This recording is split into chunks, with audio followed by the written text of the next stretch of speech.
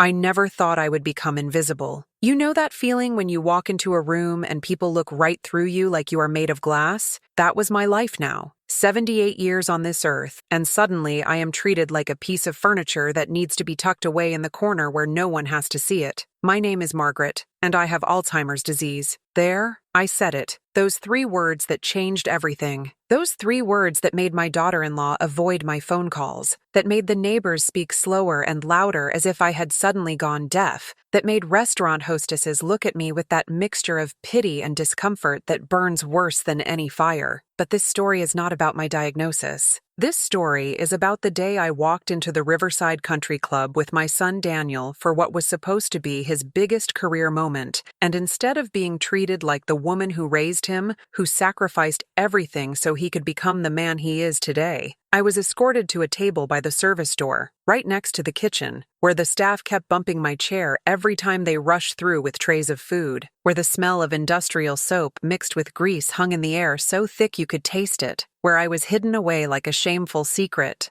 I want you to understand something before I continue. I was not always this person. I was not always the woman who forgets her grandson's name or puts the milk in the cupboard instead of the refrigerator. I was sharp. I was vibrant. I ran my own business for 32 years. I could calculate profit margins in my head faster than most people could do it on a calculator. I spoke 3 languages. I traveled to 47 countries. I danced until 3 in the morning at my 50th wedding anniversary party. I was someone. I was Margaret Elena Thornton, and people knew my name. Now I am Margaret with Alzheimer's. That is all anyone sees. The disease has become my entire identity, swallowing up every other thing I ever was. And that day at the Riverside Country Club, when they seated me at that terrible table by the service door, I felt it more deeply than I ever had before. I felt myself disappearing right there in that beautiful dining room with its crystal chandeliers and white tablecloths, and the kind of people who never had to worry about being invisible. Let me take you back to that morning. Daniel had called me 3 days earlier,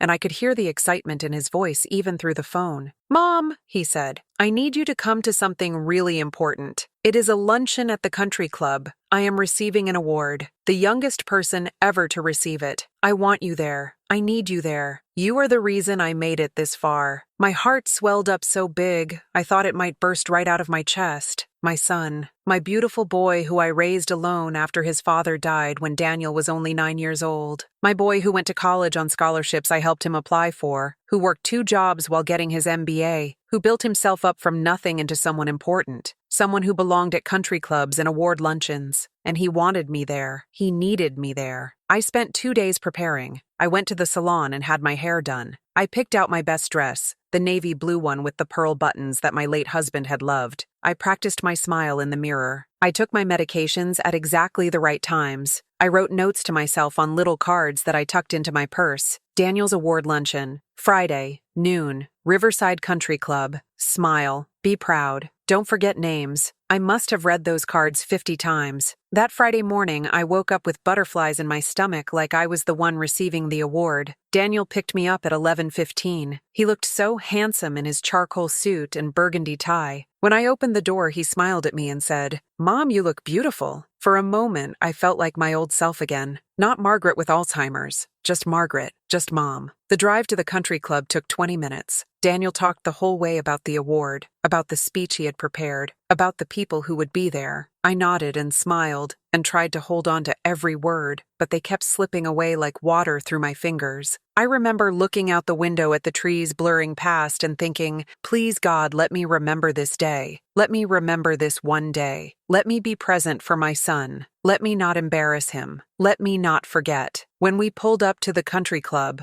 I was struck by how grand it was. The building looked like something out of a movie with its white columns and perfectly manicured lawns and a fountain right in the center of the circular driveway where water danced in the sunlight. Valet attendants in crisp uniforms opened our car doors. Daniel came around to my side and offered me his arm. "I am so glad you are here, Mom," he said. "This would not mean anything without you. We walked through the massive front doors together, and I felt a surge of pride so powerful it brought tears to my eyes. This was my son. This was the boy I had raised, and he wanted me by his side. But that feeling lasted only seconds before it all fell apart. The hostess approached us with a clipboard and a smile that did not quite reach her eyes. She looked at Daniel with warm recognition. "Mr. Thornton," she said, "congratulations on your award. We are so honored to have you." Then her eyes slid to me. "And this is?" "My mother," Daniel said proudly. "Margaret Thornton." The hostess's smile tightened just a fraction. "Of course. Welcome, Mrs. Thornton." She led us into the dining room, and my breath caught in my throat. It was magnificent. Round tables dressed in white linens and topped with towering floral centerpieces filled the space. Crystal glasses sparkled under chandeliers that looked like they cost more than my first house. Well-dressed people mingled and laughed with the easy confidence of those who belonged in places like this. At the far end of the room was a stage with a podium and a banner that read, "Excellence in Innovation Award." Daniel squeezed my arm gently as we followed the hostess through the room.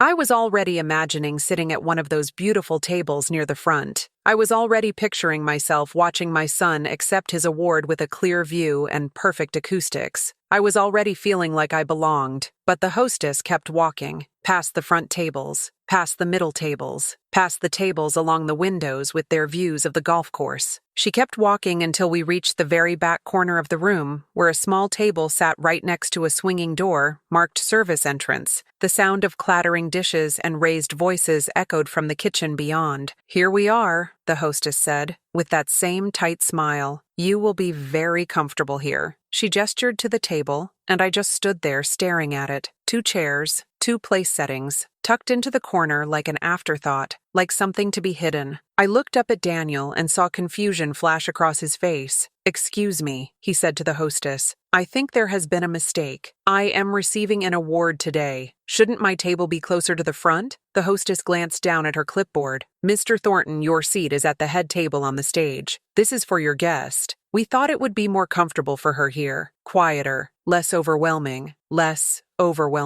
The words hit me like a slap. I knew exactly what she meant. I knew exactly why I was being put in this corner. Because someone had told her. Someone had warned her. The woman with Daniel Thornton is elderly. She has Alzheimer's. Keep her out of sight. Keep her away from the important people. Put her somewhere she cannot cause a scene or embarrass anyone. My face burned with shame. Daniel's jaw tightened, and I could see anger rising in his eyes. But before he could say anything, I put my hand on his arm. "It is okay, sweetheart," I said quietly. "This is fine. This is your day. Go sit where you are supposed to sit. Do not make a fuss over me. I will be fine right here." "Are you sure, Mom?" He looked torn between staying with me and not wanting to cause a scene. "I am sure," I lied. "Go. I will be cheering for you." He hesitated for another moment, then kissed my forehead and walked toward the front of the room. I watched him go and felt a piece of my heart break off and go with him. I sat down at that table by the service door and tried to hold my head high. I tried to tell myself it did not matter. I tried to focus on being here for Daniel. But every time that service door swung open and a waiter brushed past my chair, I felt smaller. Every time I looked out at the room full of people who belonged and then looked down at my corner table, I felt more invisible. Every time someone glanced back at me with that look of pity, I felt more ashamed of what I had become. The luncheon began. A man in an expensive suit took the podium and started talking about innovation and leadership and excellence. I tried to listen, but the words tangled up in my mind. I tried to focus on Daniel sitting up at the head table looking proud and professional, but my vision kept blurring with tears I refused to let fall. I tried to eat the salad that was placed in front of me, but it tasted like nothing. I sat there in my corner by the service door, and I thought about all the times I had been excluded since my diagnosis. The family gatherings where conversations happened around me instead of with me. The invitations that stopped coming. The friends who drifted away because they did not know how to act around me anymore. The way my own family sometimes spoke about me in third person as if I was not standing right there. She needs help with that. She cannot remember things anymore. She gets confused easily.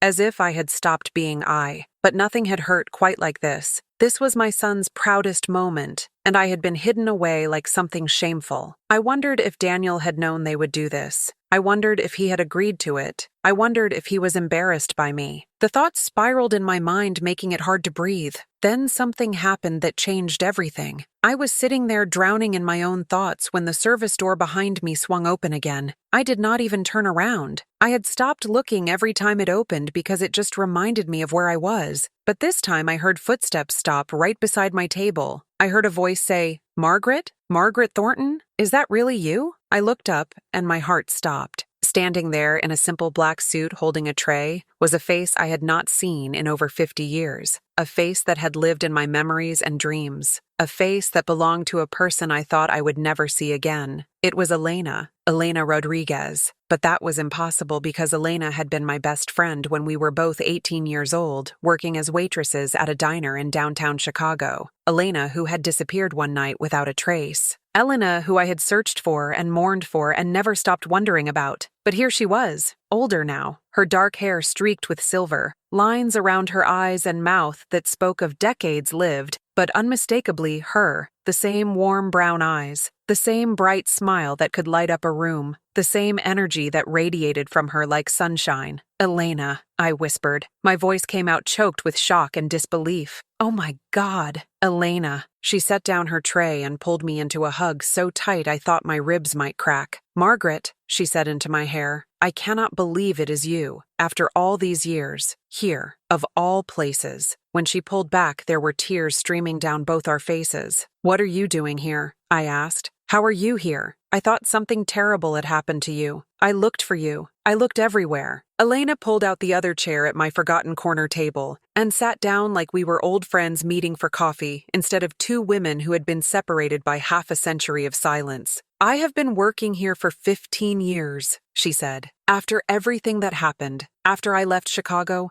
I ended up here. But Margaret, what are you doing at this luncheon? And why in the world are you sitting back here by the service door?" The question hung in the air between us, and I felt that familiar burn of shame creeping up my neck. I opened my mouth to answer, but the words stuck in my throat. How could I explain? How could I tell this ghost from my past that I had been hidden away because my mind was failing? That I was no longer the sharp, determined girl she had known all those years ago? "My son is receiving an award," I finally said. "He is up there at the head table." I gestured vaguely toward the front of the room. "They put me back here because I have Alzheimer's disease, and apparently that makes me too much of a liability to sit with the important people." The words came out more bitter than I intended. Elena's face shifted from confusion to understanding to something that looked an awful lot like rage. She stood up so abruptly her chair scraped against the floor. "No," she said firmly. "Absolutely not. You are coming with me right now." Before I could protest, she took my hand and pulled me to my feet. "Elena, what are you doing?" I said. "I cannot just move tables. They put me here for a reason. They put you here for the wrong reason," she shot back. "And I am about to fix it." She led me through that service door into the bustling kitchen beyond. Waiters and chefs moved in choreographed chaos, calling out orders and balancing trays. Elena marched straight through the middle of it all, still holding my hand like I might disappear if she let go. She pushed through another door, and suddenly we were in a quiet hallway lined with offices. Elena knocked on a door marked General Manager and walked in without waiting for an answer. A man in his 50s looked up from his desk with surprise. "Elena," he said, "what is going on? We have a full luncheon out there and I need you on the floor." "Robert," Elena said with a calmness that belied the fire in her eyes. "This is Margaret Thornton. She is the mother of the man receiving your Excellence in Innovation Award today, and someone on your staff seated her at the worst table in the entire dining room, by the service door, like she was an embarrassment to be hidden away." Robert's face went pale. "Mrs. Thornton, I am so sorry. There must have been some kind of mistake." "It was not a mistake," Elena cut in. "It was deliberate.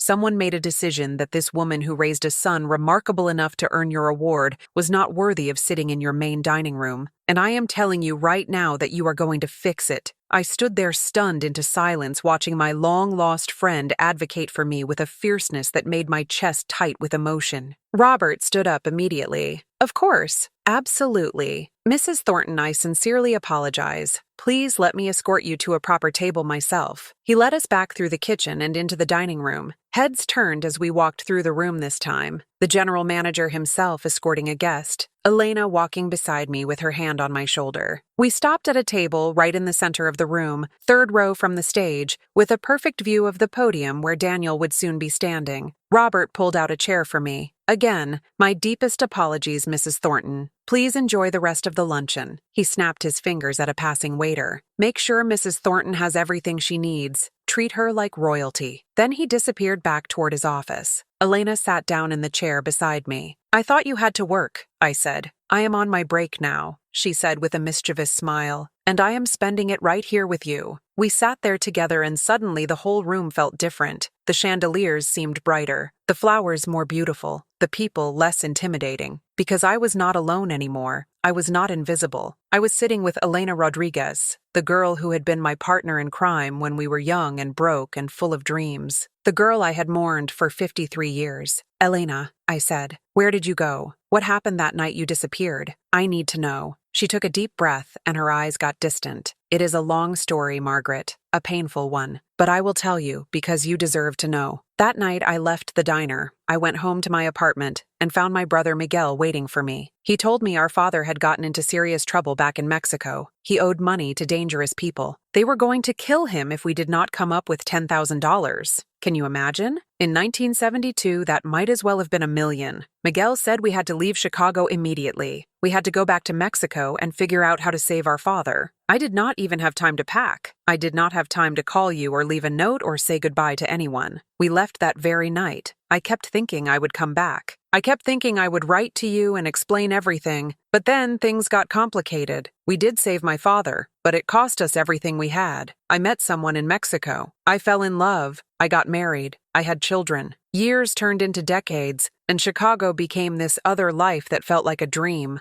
I did lose touch with everyone from that time. But Margaret, I thought about you. I thought about you so many times over the years. I wondered what happened to the girl with the sharpest mind I had ever known. The girl who could memorize an entire menu in one shift. The girl who was going to own her own business someday. I did own my own business, I said quietly, for 32 years, a consulting firm. I helped companies improve their operations and finances. Elena's face broke into the biggest smile. Of course you did. I knew you would do something amazing. You were always destined for greatness, Margaret. We were both crying again. Happy tears this time mixed with sad ones. Tears for lost time and found friendship and the strange, beautiful way life brings people back together. The speeches started. Daniel was introduced. I watched him walk to that podium with his shoulders back and his head high, and I felt my heart might explode with pride. He spoke about innovation and hard work and taking risks, and then he said something that made the tears flow even harder. But before I accept this award, I want to acknowledge someone, Daniel said into the microphone. My mother, Margaret Thornton, is here today. Mom, can you stand up? I looked around, panicked. Stand up? In front of all these people? What if I forgot something? What if I embarrassed him? Elena squeezed my hand. Stand up, Margaret, she whispered. Let him see you. I stood on shaking legs. Daniel was looking right at me with so much love in his eyes it hurt. My mom raised me alone after my dad died, he continued. She worked herself to the bone to give me opportunities. She taught me everything I know about perseverance and integrity. She is the reason I am standing here today. This award is as much hers as it is mine. Mom, I love you. The entire room erupted in applause. People at the tables around me smiled and nodded. The woman who minutes ago had been hidden by the service door was now standing in the middle of the room being honored by her son, being seen, being acknowledged, being valued. I sat back down and Elena hugged me. That is your boy, she said. That is the son you raised, and he loves you exactly as you are. After the speeches ended, people mingled and networked. Daniel made his way through the crowd toward me carrying his award plaque. When he reached the table, he stopped short seeing Elena sitting beside me. Mom, he said, who is your friend? This is Elena Rodriguez, I said. She is someone very important from my past. Someone I thought I had lost forever. We found each other again today. Daniel shook Elena's hand and thanked her for sitting with me. Then he turned to me with a serious expression. Mom, I am so sorry about that table they tried to put you at. I had no idea they were going to do that. I would never have agreed to it. When I saw where they put you, I was furious, but you told me it was okay, and I did not want to make a scene. I should have made a scene. I should have demanded better for you. I reached up and touched his cheek. You honored me in front of everyone, sweetheart. That is all that matters. He hugged me tight, and I breathed in the smell of his cologne, mixed with the faint scent of the fabric softener I had used on his clothes when he was little. Some memories the Alzheimer's could not take. Elena and I exchanged phone numbers before I left. We promised to meet for coffee. We promised not to lose each other again. As Daniel and I walked out of that country club together, I felt lighter than I had in years. Something had shifted. Something had healed. On the drive home, Daniel was quiet for a while. Then he said, "Mom,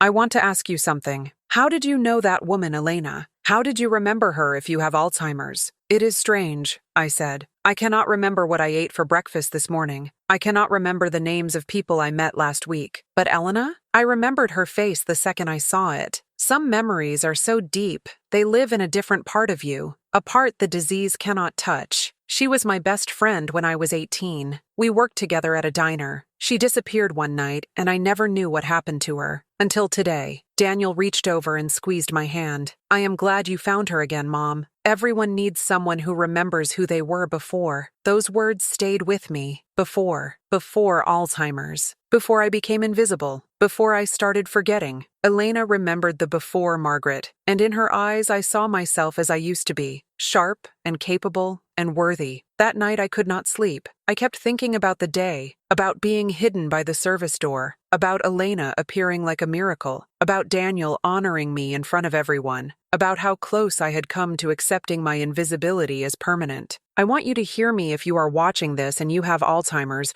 or you love someone who does. You are not invisible. You are not your disease. You are not an embarrassment to be hidden away. You are a person with a lifetime of experiences and relationships and value that does not diminish just because your memory does. The world will try to make you small. People will treat you like you are less than. They will speak slowly and loudly. They will make decisions for you without asking what you want. They will seat you by the service door and hope you do not notice. But you have to hold on to who you are underneath the diagnosis. You have to remember that you are still you. Have you ever felt invisible because of your age or a health condition? Have you ever been treated like you did not matter anymore? If this story touched something in your heart, I want you to do something for me right now. I want you to leave a comment below and write this exact phrase. I see you and you matter. That is it. Just those 6 words. I see you and you matter. Because when you write that, you are not just telling me, you are telling yourself. You are telling every person watching this who feels forgotten. You are creating a community of people who refuse to be invisible. So go ahead right now. Pause the video if you need to. Leave that comment. I see you and you matter. Let us build something beautiful together. The next week, Elena and I met for coffee at a little cafe near my house. We sat for 3 hours talking about everything and nothing. She told me about her children and grandchildren. She told me about her late husband who had died from cancer 5 years ago. She told me about moving to this city and starting over in her 60s. I told her about my business and my marriage and raising Daniel alone. I told her about my diagnosis and how terrifying it was to feel your own mind slipping away. "Margaret," Elena said at one point, "do you remember the pact we made when we were 18? I searched my memory but came up empty. "No," I admitted. "I do not remember." "We were working the late shift at the diner," Elena said. "It was maybe 3 in the morning, and we were the only ones there besides the cook. We were exhausted and our feet hurt, and we were talking about our dreams. You said you wanted to own a business, and I said I wanted to travel the world. And we made a pact that no matter what happened in our lives, we would not let anyone make us feel small. We would not let anyone dim our light. Do you remember now?" Tears pricked my eyes. I did not remember the specific conversation, but I remembered the feeling. I remembered being 18 and fierce and unafraid. I remembered believing I could do anything. "I think I forgot that pact along the way," I said to Elena. "Somewhere between building my business and raising my son and losing my husband and getting this diagnosis,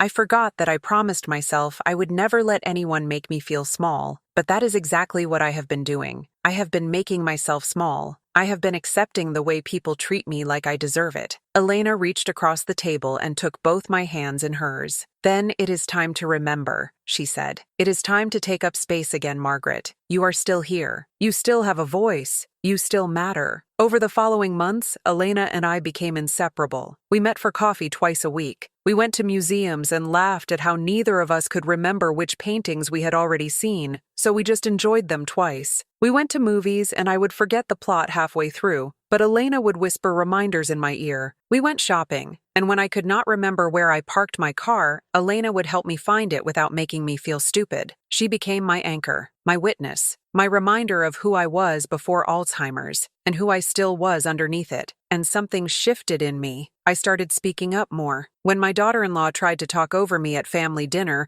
I interrupted her and said, "Excuse me, I was not finished speaking." When a doctor talked to Daniel about my treatment plan instead of talking to me, I said, "I am right here, and I would like to be included in conversations about my own health." When a cashier at the grocery store treated me like a child, I looked her in the eye and said, "I have Alzheimer's, but I am not incompetent." Daniel noticed the change. "Mom," he said one day, "you seem different, stronger somehow." I told him about Elena. I told him about our friendship and our pact, and how remembering who I used to be was helping me hold on to who I still am. He hugged me and said, "I am proud of you, Mom. Keep fighting." But I want to tell you what happened 6 months after that luncheon. The thing that brought everything full circle. The thing that made me realize how important it is to share this story with you. Elena called me on a Tuesday morning. "Margaret," she said, "I need to tell you something, and I need you to really hear me. Are you having a good, clear day today? Can you focus?" "Yes," I said. "I am clear today." "What is wrong? You sound upset." "I am upset," she said. "I am upset because I just found out something that I think you need to know. Something about that day at the country club." "What are you talking about?" I asked. My heart started beating faster. Elena took a deep breath. "Margaret, the hostess who seated you by the service door, her name is Patricia Langley. I have worked with her for years. Yesterday I overheard her talking to another staff member about that luncheon, about you, and I found out that it was not some random decision to put you in that corner. Someone specifically requested it." My stomach dropped. "What do you mean someone requested it? Who would do that?" "That is what I asked her," Elena said. "I confronted Patricia directly. I told her I knew Margaret Thornton personally, and I wanted to know who told her to seat you by the service door. At first, she would not tell me, but I pushed. I told her it was cruel and discriminatory, and I deserved to know the truth. And finally, she told me." Elena paused, and I could hear her crying on the other end of the line.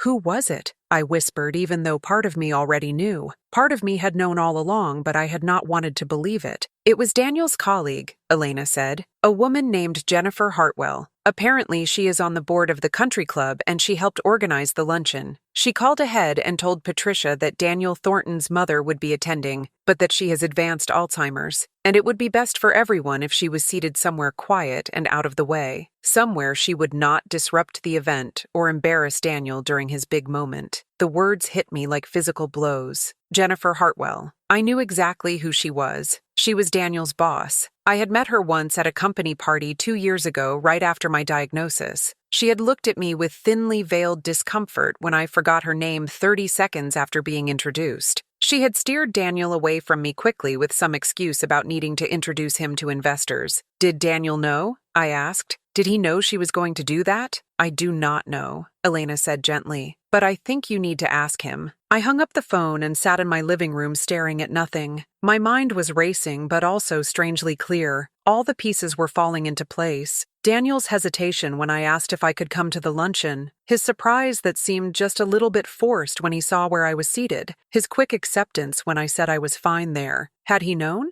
Had my own son agreed to have me hidden away? I called him. "We need to talk," I said when he answered. "Can you come over?" He arrived an hour later looking worried. "Mom, what is wrong? You sounded strange on the phone." I did not waste time with pleasantries. "Did you know that Jennifer Hartwell called the country club ahead of time and specifically requested that I be seated by the service door?" I asked. The color drained from Daniel's face. That was all the answer I needed. "You knew," I said. It was not a question. "Mom," he started, "it is not what you think." "Then explain it to me," I said. Explain to me why you let your boss convince the country club to hide me away like I was something to be ashamed of. Explain to me why you did not fight for me. Daniel sat down and put his head in his hands. I did not know she was going to do that, he said. I swear I did not know she called ahead. But the week before the luncheon, she pulled me aside and said she was concerned about you attending. She said it was a very important event with major donors and board members, and she was worried that your Alzheimer's might create an awkward situation. She suggested that maybe it would be better if you did not come. And what did you say? I asked.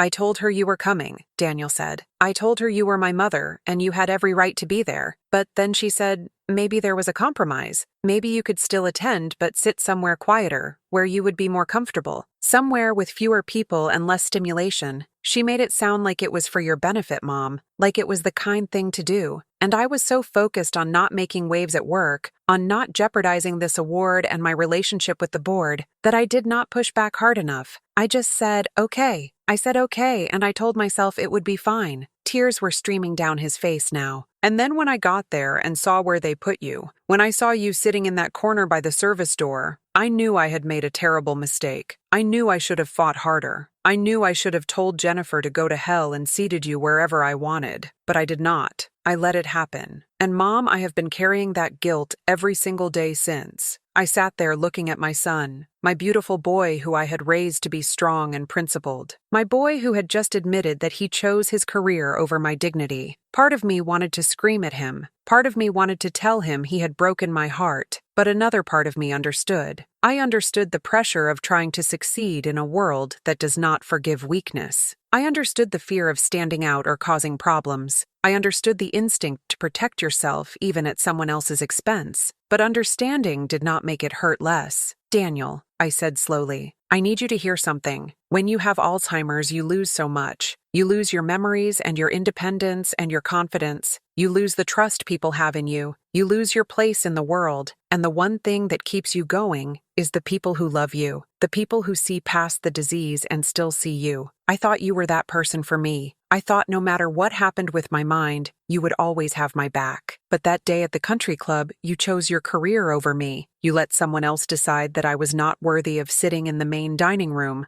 and that broke something in me. I am so sorry, Mom, Daniel said. I am so sorry. I would do anything to go back and change it. I would risk my entire career to change it. Please tell me how to make this right. I do not know if you can make it right, I said, but I know what you can do going forward. You can promise me that you will never let anyone make me invisible again. You can promise me that you will fight for me even when it is uncomfortable. You can promise me that my dignity matters more than your job or your reputation or what anyone thinks. Can you promise me that? I promise, he said without hesitation. I promise, Mom. I will never let you down like that again. We sat in silence for a long time. Then Daniel said something that surprised me. Mom, I want you to know something else. After that luncheon, I went back to work and I had a conversation with Jennifer. I told her what she did was wrong. I told her that asking the country club to hide you away was discriminatory and cruel. And I told her that if she ever did anything like that again, I would quit. What did she say? I asked. She tried to backtrack, Daniel said. She said she was just trying to help, that she thought you would be overwhelmed in the main dining room. I told her that was not her decision to make, that you are a grown woman who spent 3 decades running a successful business, and you do not need anyone deciding what is best for you without asking. Things have been tense between us since then. I think it might affect my trajectory at the company, but I do not care. You are more important. I reached over and squeezed his hand. That is all I needed to hear. The conversation with Daniel was painful, but necessary. It forced both of us to confront hard truths. It forced me to acknowledge that even the people who love me most will sometimes fail me. And it forced Daniel to reckon with the fact that good intentions are not enough, that staying silent in the face of injustice, even when it feels like the safe choice, has consequences. In the weeks that followed, our relationship shifted. Daniel became more attentive, more protective, more willing to advocate for me even when it made things awkward. When we went to my doctor's appointment, and the nurse tried to hand my prescriptions to Daniel instead of me, he redirected her. My mother is the patient, he said. You should give those to her and explain them to her directly. When we had family dinner and my grandson made a joke about me forgetting things, Daniel shut it down immediately. That is not funny, he said. Your grandmother has a disease. We do not make jokes about it. I saw him becoming the son I had raised him to be. The son I knew was in there all along, and I forgave him,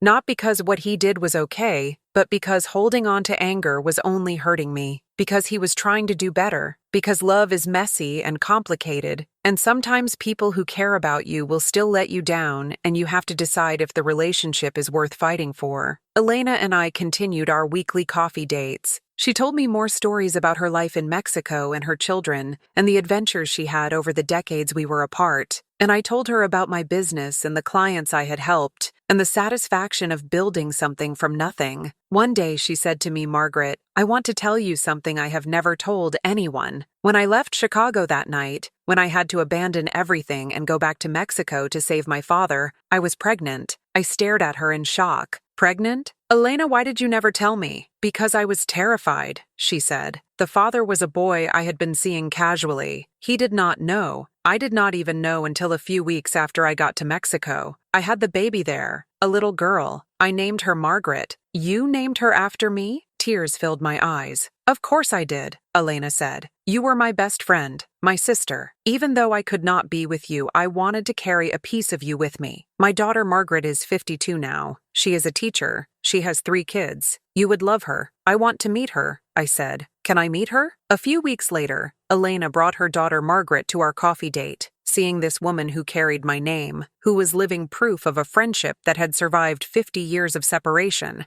felt like a gift I did not deserve, but was grateful for anyway. We talked and laughed, and I felt the circle of my life closing in the most beautiful way. If you have stayed with me through this entire story, then you know this is not really about a country club or a table by the service door. This is about what it means to be seen, what it means to matter, what it means to hold on to your humanity when the world keeps trying to reduce you to a diagnosis. I am 78 years old, and I have Alzheimer's disease. Some days I cannot remember my own grandson's name. Some days I put my keys in the freezer and my ice cream in the cupboard. Some days I get lost in my own neighborhood, but I am still Margaret Elena Thornton. I am still the woman who built a business from scratch. I am still the woman who raised a son alone and did a damn good job. I am still the woman who made a pact with her best friend to never let anyone dim her light. And I am telling you this story because I want you to make that same pact with yourself. Whether you have Alzheimer's or cancer or depression or anxiety or any other condition that the world uses to diminish you, I want you to promise yourself that you will not accept invisibility. I want you to promise yourself that you will take up space, that you will speak up when you are being mistreated, that you will demand dignity, that you will remember who you are underneath the diagnosis. It will not be easy. People will push back. They will tell you that you are being difficult or unreasonable. They will try to convince you that they know what is best for you. They will seat you by the service door and tell you it is for your own comfort. But you have to fight. You have to keep fighting, and you do not have to fight alone. Find your Elena. Find the person who remembers who you were before. Find the person who sees you as you truly are. Find the community of people who refuse to be invisible. We are out there. We are waiting for you. Before I go, I want to ask you one more thing. If this story moved you, if it made you think differently about how we treat people with Alzheimer's or any other condition, I want you to subscribe to this channel. This is a place where we tell stories about real people facing real struggles, stories about dignity and resilience and the beauty of human connection. When you subscribe, you are joining a community that believes everyone has value. Everyone has a story worth hearing. Everyone deserves to be seen. Hit that subscribe button right now, and then watch another one of our stories. Let these voices into your life. Let them remind you that you are not alone in whatever you are facing. Let them inspire you to be braver and kinder and more willing to stand up for yourself and others. I also want to hear from you. Tell me in the comments about a time when you felt invisible. Tell me about someone who made you feel seen again. Tell me what you are going to do differently after hearing my story. Your words matter. Your experiences matter. Share them with this community. There is one final thing I need to tell you. One last piece of this story that will make everything make sense. Remember when I told you that Elena appeared at the country club like a miracle? Remember when I said she had been working there for 15 years? Here is what I did not tell you. Here is the twist that I have been holding back. Elena did not just happen to be working that luncheon. She was not randomly assigned to serve the back section where I was hidden. When Patricia, the hostess, told the staff about the woman with Alzheimer's who needed to be seated by the service door,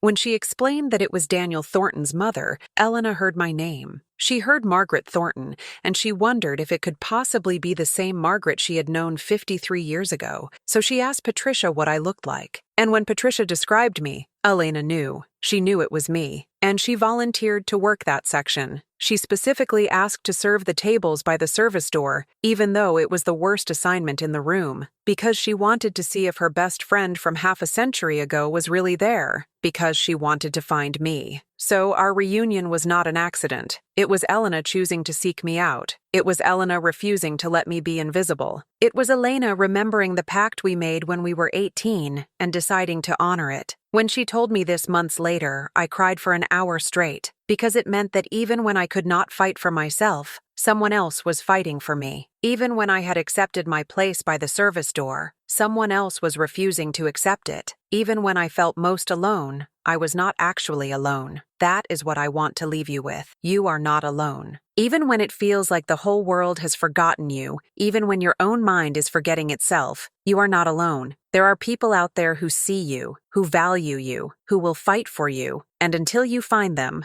I am here. This community is here. We see you, and you matter. Thank you for listening to my story. Thank you for being here. Thank you for refusing to let people like me disappear. Now go out there and take up space. Go out there and demand dignity. Go out there and remember the pact. Never let anyone dim your light. I am Margaret Elena Thornton. I have Alzheimer's disease, and I am not invisible. Let me tell you what happened in the months after that revelation. After I learned that Elena had deliberately sought me out, that our reunion was an act of love and intention rather than random chance, something inside me fundamentally changed. I stopped seeing myself as a victim of circumstance and started seeing myself as someone worthy of being sought, someone worthy of being found, someone worthy of being fought for. Elena and I started meeting 3 times a week instead of 2. We created what we called our Remember When sessions. We would sit in her living room or mine with cups of tea, and we would just talk. She would tell me stories about our time together in Chicago, and even though I could not always remember the specific events, I could feel the truth of them in my bones. The late nights at the diner, the dreams we shared, the laughter that carried us through exhaustion and poverty and uncertainty about the future. And I would tell her stories about my life after she left, about meeting Robert, my late husband,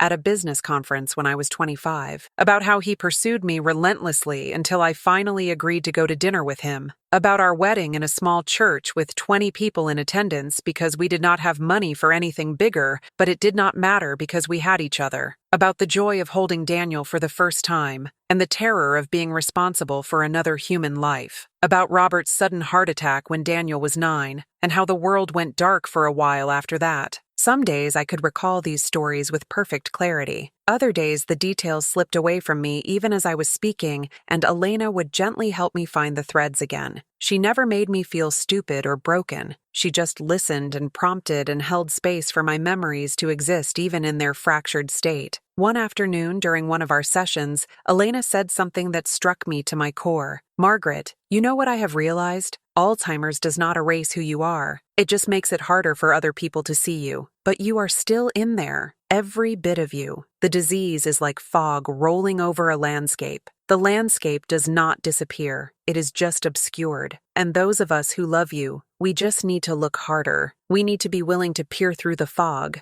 I grabbed her hand and held it tight. "How did you get so wise?" I asked. "I am not wise," she said. "I just know what it is like to be invisible. When I came back to the United States after my husband died, when I started working service jobs again in my 60s, people looked right through me. Elderly woman, immigrant, waitress. That is all they saw. They did not see the person who had raised 4 children, the person who had survived loss and heartbreak, and starting over in a new country twice, the person who spoke 4 languages and had read hundreds of books and had a mind full of ideas and opinions. I became invisible too, just in a different way than you." We sat in silence for a moment, two invisible women who had found each other and made each other visible again. I want to pause here and ask you something. Have you ever had someone in your life who truly saw you? Someone who looked past your age, or your illness, or your job, or your appearance, and saw the real you underneath? Someone who made you feel like you mattered, not because of what you could do for them,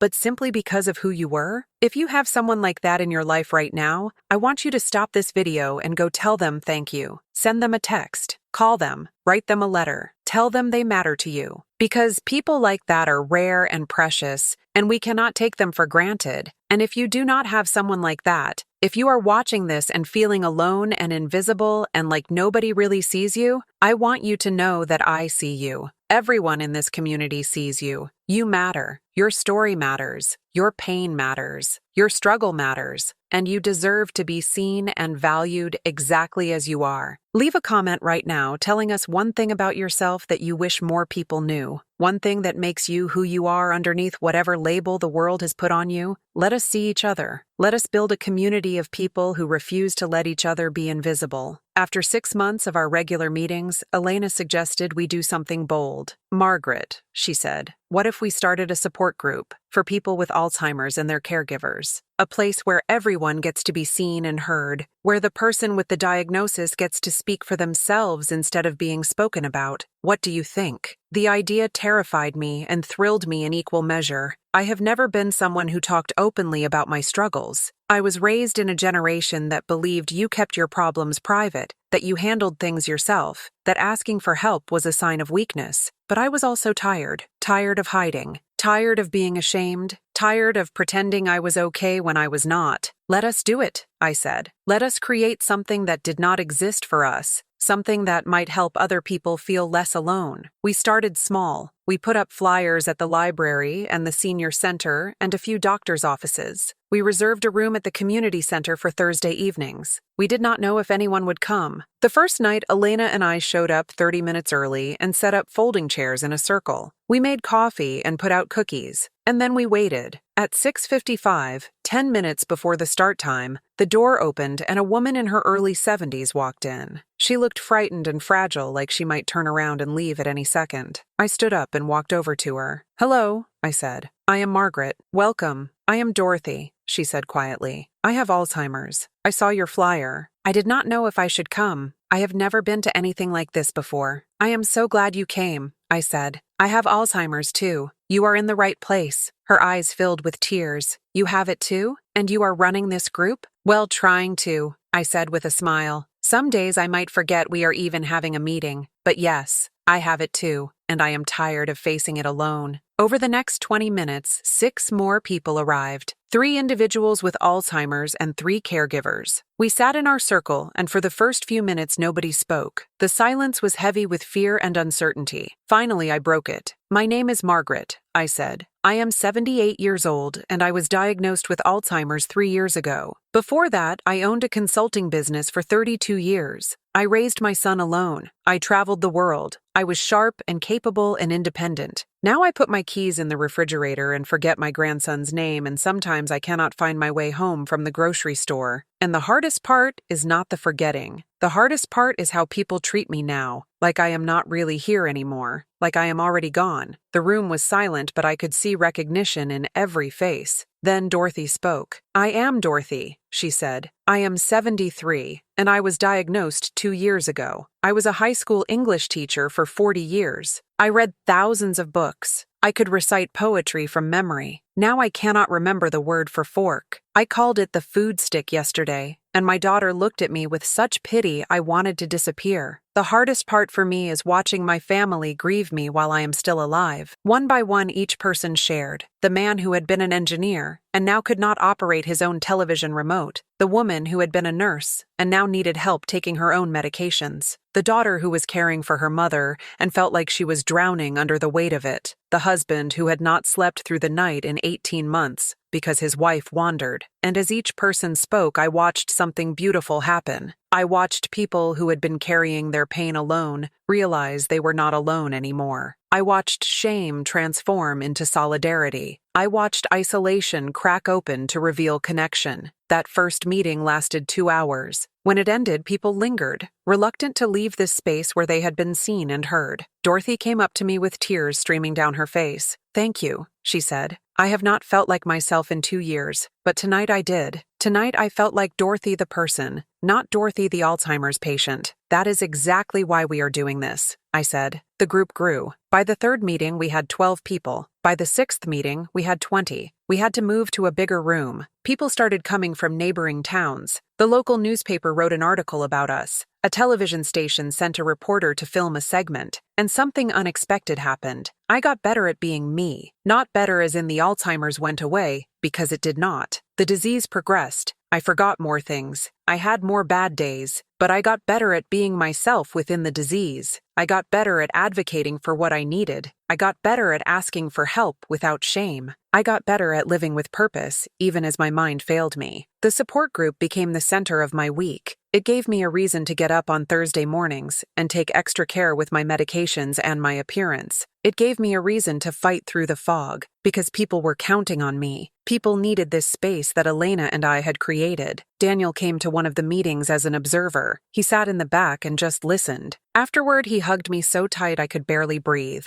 "Mom," he said, "I had no idea how many people were struggling with this, and I had no idea how strong you have to be to live with it every day. I am in awe of you." His words meant everything, because he was seeing me again, not as someone to be managed or protected or hidden away, but as someone doing something important and difficult and worthy of respect. Let me tell you about one particular meeting that changed everything. It was a Thursday evening in October. The leaves were turning, and there was a chill in the air that promised winter was coming. Our group had grown to 25 regular attendees. We were sharing stories as usual when a new woman walked in. She was younger than most of us, maybe in her early 60s, and she looked absolutely devastated. "I am sorry I am late," she said. "I almost did not come. I am not sure I belong here. Everyone belongs here," I said gently. "What is your name?" "Jennifer," she said. "Jennifer Hartwell." My heart stopped. Jennifer Hartwell, Daniel's boss, the woman who had called the country club and arranged for me to be hidden by the service door. She did not recognize me. Of course she did not. We had met briefly once years ago, and I was just another elderly woman with Alzheimer's to her. Forgettable. Invisible. Jennifer sat down in the circle, and when it was her turn to share, she broke down completely. "I am here because my mother was just diagnosed with early-onset Alzheimer's," she said through sobs. "She is only 64, and I do not know what to do. I do not know how to help her. I do not know how to talk to her. I am terrified of saying the wrong thing or making it worse. And I feel so guilty because I have not always been kind to people with this disease. I have not always understood. I thought it just made people confused and childlike, and I did not realize the person was still in there, still aware, still feeling everything." The room was quiet. Then Dorothy spoke up. "Your mother is lucky to have you here learning about this," she said. "It means you care enough to try to understand. That is more than a lot of people do." Other group members offered advice and comfort and resources, and I sat there wrestling with a decision. Do I tell her who I am? Do I confront her? Do I let it go? Finally, I spoke. "Jennifer," I said. "My name is Margaret Thornton." Her head snapped up and recognition dawned in her eyes along with horror. "Oh my God," she whispered.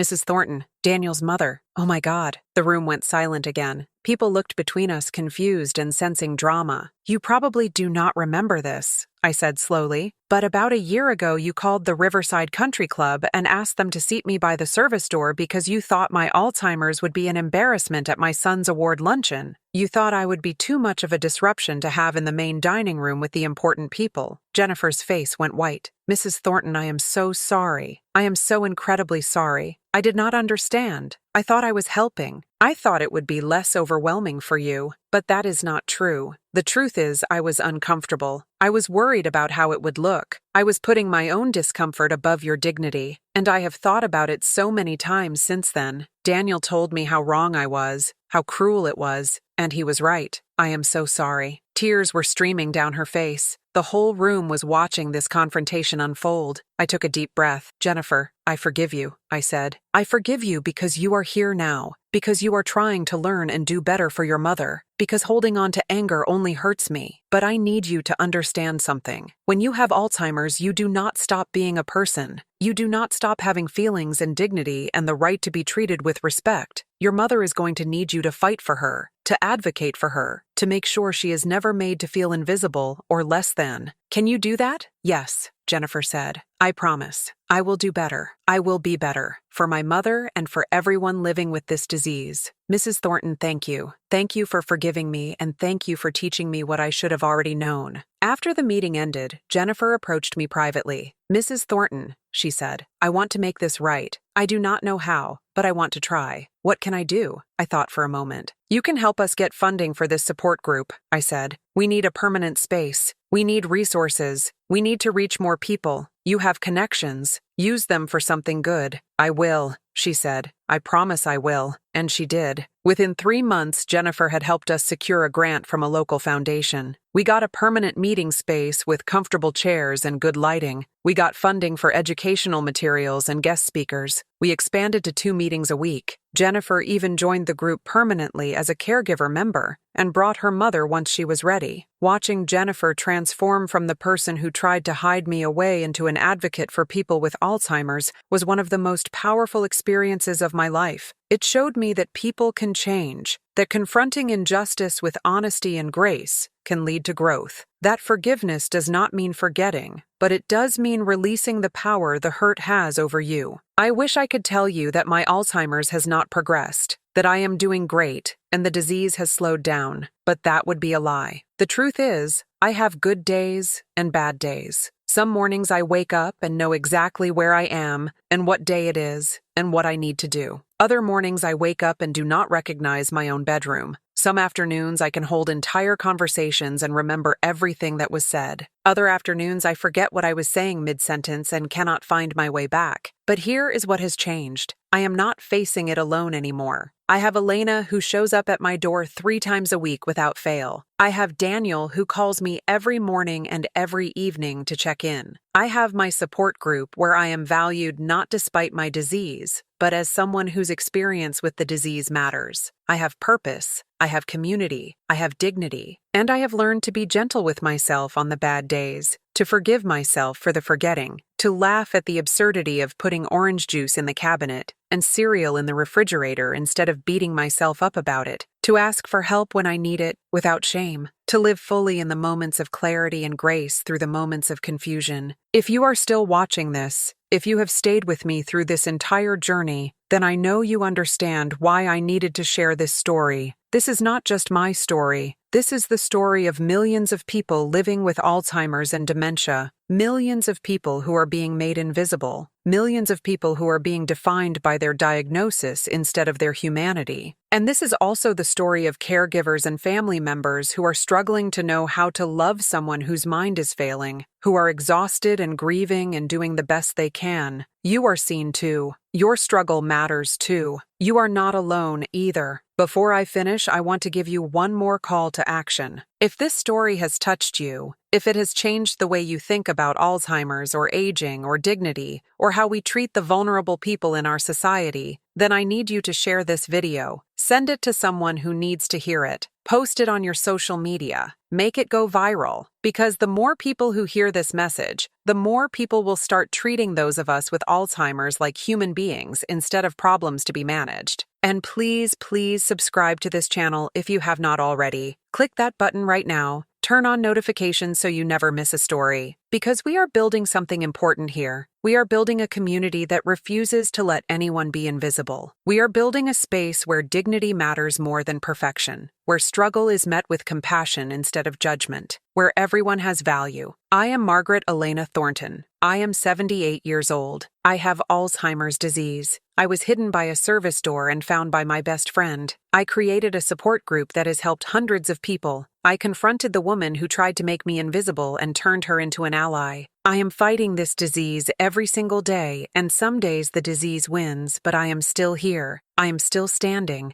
I am still taking up space, and I refuse to be invisible. Thank you for seeing me. Thank you for hearing my story. Thank you for being part of this community. Now go out there and see someone else who needs to be seen. Go out there and fight for someone who cannot fight for themselves. Go out there and remember that every single person you meet has a story and struggles and dignity that deserves to be honored. You matter. I see you. And together, we are going to change the world.